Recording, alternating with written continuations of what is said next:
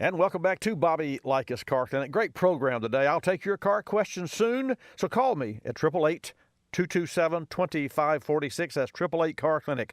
On the Car Clinic hotline with us now is Laura Adams, Safety Analyst for Drivers, ED. The 2019 Distracted Driving and Social Media Report by DriversEd.com uncovered that 55% of surveyed participants admit to checking social media while driving behind the wheel. Really? And 25% said they even recorded a video while behind the wheel. Unbelievable. Laura, welcome back to Bobby Likis Car Clinic. I just can't believe what I'm reading. Thank you so much for having me back. I know the numbers are shocking, and we really want to highlight the fact that this is a growing problem. We're seeing a lot more social media use by drivers. And I do think that the numbers that you talked about are probably conservative. You know, there are probably a lot of people doing these types of bad behaviors that are not owning up to it. So this is a growing problem, especially the video portion. That's something that we've really seen increase year over year. Video watching 26%, and that's broken down between Facebook videos, YouTube, Instagram, Snapchat, et cetera. And we've also got people, 25%, who say they have recorded video while they're behind the wheel. And I have to assume that video recording is probably for posting on social media. So all of this is on the rise, and it really poses a lot of new problems, when we talk about distracted driving. We just have a whole new set of ways to be distracted as drivers that we need to be vigilant about preventing. Well, I have other questions, but I want to make sure that our Car Clinic listeners and viewers understand where they can go to get more information. So that's driversed.com, folks. That's the site that you'll want to check out. So after today's broadcast, you make sure you take a look at that site, and you can download. I guess these files are going to be downloadable, Laura? There are a lot of articles there, many that are highlighting the surveys that we've done. We do a lot of in-depth studies about different types of driving safety issues. So there are a lot of tips, tools, resources there, articles, and reviews about our studies. So I would encourage your listeners to take a look. And, of course, what we do is driving. We are the Internet's #1 online driving school. So if you've got any need for driving, whether you're a brand new driver looking to get a license, or maybe you got a traffic ticket and you're looking to get your points removed from your record by doing an online course, or even if you're looking for an auto insurance discount, many of the courses are going to qualify you for a discount with your carrier. So there's a variety of education there for drivers of all different ages and stages. What about surveys that cover other areas of concern? What other surveys are available, and can you share with us? Yes, so we have done many that are related to texting while driving. We've taken a look at also a variety of things like alcohol and drug use, particularly during the holidays. That's a time of the year that is particularly dangerous, December in particular, when folks are just partying and celebrating, and we know and see that car crashes rise during that time, and also all kinds of violations for DUIs and even drug use.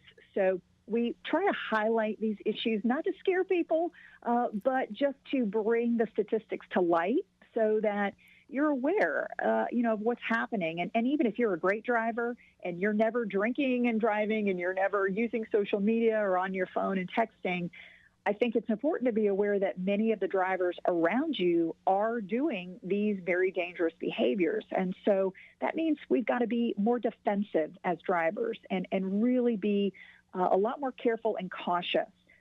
So again, we're not trying to scare people, but really just bringing these issues to light and hoping that people will use the information to maybe change some of their behavior and the habits that we use just day to day when we're driving. I think one of the best things you can do is just put your cell phone in the glove box when you get in the car.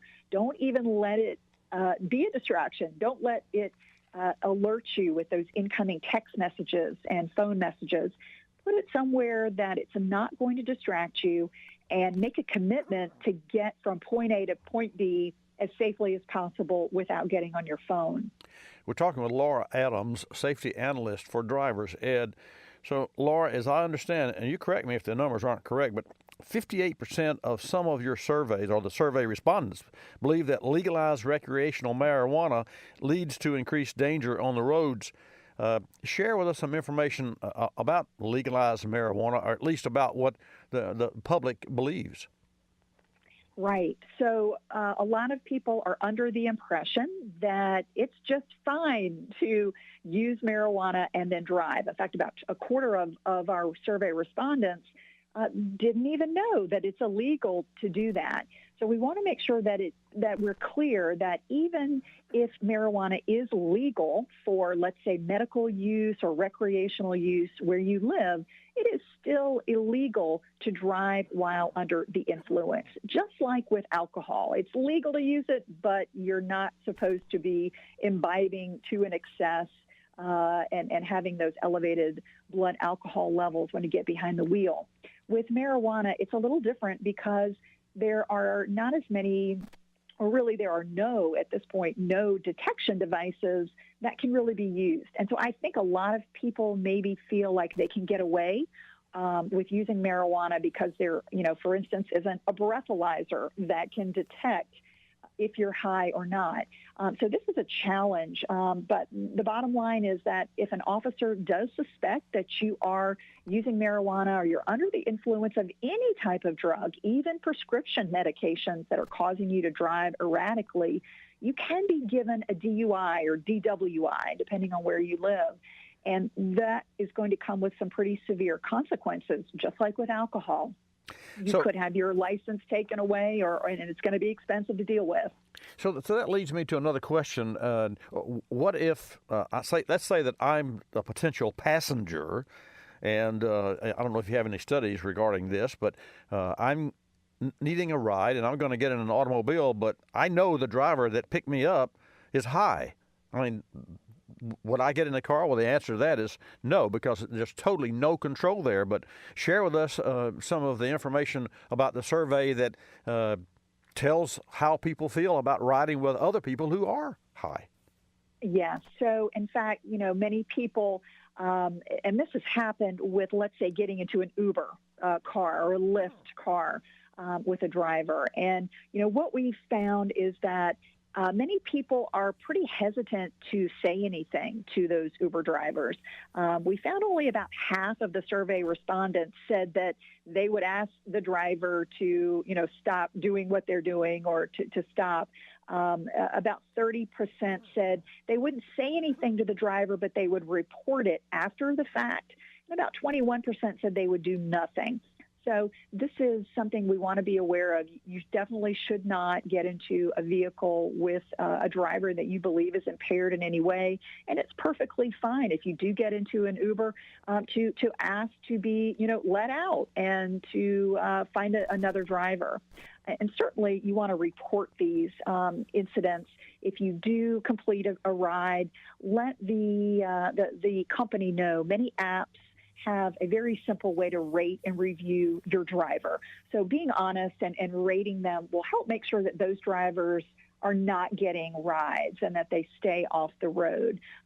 So again, this is something we just have to be in control of as the passenger and make those decisions and take charge of the situation. And you're perfectly well within your rights and ability to do so. I hear you. I'm 100% on board, Laura. We are talking with Laura Adams, safety analyst with Drivers Ed. So, Laura, in the driversed.com study, I understand you found that 21% of drivers admit to driving after smoking marijuana. Do you think this number will increase as marijuana becomes legal in more states? I do. Unfortunately, I feel like people just don't view marijuana use and driving the same way that we view alcohol use and driving. So there's an education gap there. And the reality is anytime that you're impaired, no matter what the drug, it is going to affect your ability to make decisions. It is going to affect your reaction time. It's going to affect every aspect of how you drive. So, in fact, some people even say, well, gosh, when I'm high, I feel like I drive better than when I'm sober, and so my reaction to that is I don't think you're a good judge of your driving behavior when you are high. You may feel that you're a better driver, but the reality is you are impaired. So unless you're sober or legally sober, you're probably not going to be in the best situation to react to unexpected situations. And that's really the bottom line. If you are slow to react, you've got that, cognitive impairment, you're just more likely to get into an accident. That's going to be more harmful to yourself and to all of the vehicles and the drivers around you. Just one more question. And as we were talking and I was listening to all the information that you share with our Car Clinic listeners, is there more of a stigma around driving drunk or driving high? And if that's the case, whatever the answer is going to be there, how do you suggest that we raise awareness as to how dangerous this behavior is? And folks, from a standpoint of me, as Laura, as you were talking about riding with someone and being able to say, hey, stop, let me out. My words were, not on my watch. I'm not going to ride with anyone that is going to put my life in jeopardy. I mean, there's just where's the upside? So how do we raise awareness, and what's the stigma differential between drunk driving and high driving? Yes, I do think that there is more of a stigma about drunk driving. A lot of that has to do with the fact that there has been a lot of public education and, commercials about driving drunk that have really raised awareness.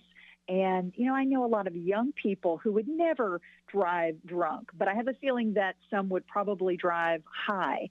And I think that there just is an education gap that we're going to have to overcome. So that's part of the mission for us at driversed.com is really just to get the word out that you really want to think of it the same way that we think about drunk driving. Drugged driving is just as dangerous.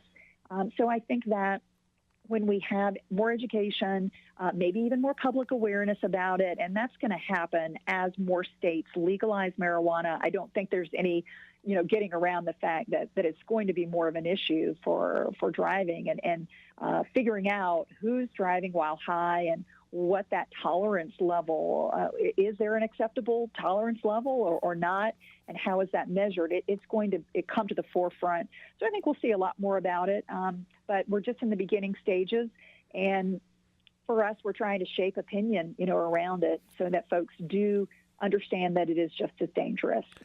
Well, I agree. And just one final question before I let you go. And I'd like to, you mentioned something earlier about someone that had a ticket and cleaned their driver's record. Just briefly touch on how and where on your site that's available, because for those out there that already know what we're talking about and already been there, done that, and suffered the consequences, how can driversed.com help them to recover and go on cleanly from here? It's very easy. So if you go to driversed.com, what you're first going to see is the opportunity to select your state where you live. You'll also see all of the different types of courses that we offer. So what you're looking for is called Traffic School. So at the top of the site, you can select your state or go directly to Traffic School and see what's available. And that is so important because if you've got a moving violation, if you get to traffic school quickly, not only is that going to remove the points from your license, or at least a portion of the points, depending on the severity of your violation, but that's going to prevent the auto insurance company from seeing your violation and raising your auto insurance rate. So time is of the essence there to make sure that your rate doesn't rise. And even if the rate does rise, you can still work to get those points taken off. And perhaps the next renewal of your auto insurance, that will come down for you. Great information. I'm sorry. I was going to say the best thing about it, you can do it 24/7 online whenever it's convenient for you. So there's really no excuse not to do it. Agreed, 100%. Laura Adams, Safety Analyst, Driver's Ed. Laura, thanks again for joining us on Bobby Likis Car Clinic. It's terrific information, and I think we can pause here and just remind our Car Clinic listeners and viewers that there are so many dangers and there are so many circumstances that you don't have control. So where you have and where you, and of course, control is knowledge, and knowledge is available at driversed.com. Laura, thank you again for joining us on Bobby Likis Car Clinic. Oh, it's been my pleasure. Thank you.